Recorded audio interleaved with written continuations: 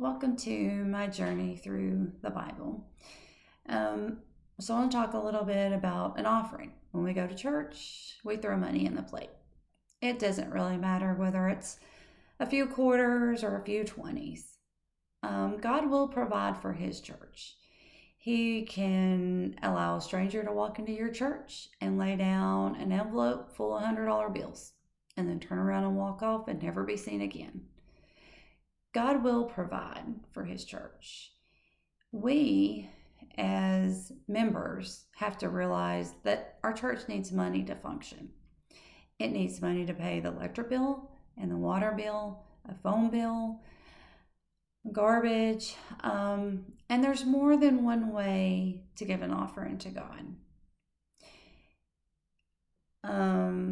Because God loves a cheerful giver, right? And God evaluates both our motive and our quality of what we offer Him. This means you could say, hey, I'm a really good handyman. I can go in and fix stuff for the church. This saves the church money. You can also say, hey, I'll come in, I'll vacuum, I'll clean, I'll take care of the upkeep on the church itself. Again, that saves money. This is your hands and your feet doing the work for God. So it really comes down to what's in your heart and what you're willing to do for God. A lot can be said about that. You can look at a person and you can see if they're sad, if they're happy, if they're angry, or if they're just broken. So when people look at you and they look at your character, what does that say about you? So Cain killed his brother out of anger, out of hatred. He didn't love him, or maybe it's just that he loved him, but his anger got control of him for that split second. And then he acted on an impulse instead of really thinking through his actions.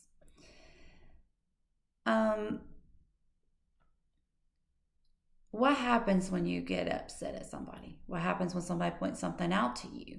Are you angry? Are you ready to lash out at them? Or you just maybe accept it and say, that is something I need to work on? I would say the biggest thing to drive home this example would be, what happens when you're driving down the road and somebody cuts you off in traffic? Do you yell at them? Do you curse at them? Do you shoot them a bird?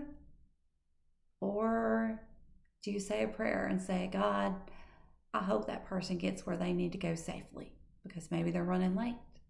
Maybe they got some bad news that morning, and they're not thinking straight. They're just trying to get wherever it is that they need to go. I would say the answer that you give to that question would say a lot about your character and your relationship with God. So it's never easy for us to be told that we're wrong, or for somebody to point out something that we've done. So just check yourself and see if you need forgiveness. We all sin. We all make mistakes. But it's your next step that really counts. It's what you do about that. Do you learn from that mistake? Do you repeat that mistake again? Do you play a blame game, or do you accept responsibility? I think that you can only see a person's true character under deep pain or pressure. If you can't have self-control in small things, how will you have self-control in something bigger that God has designed for you?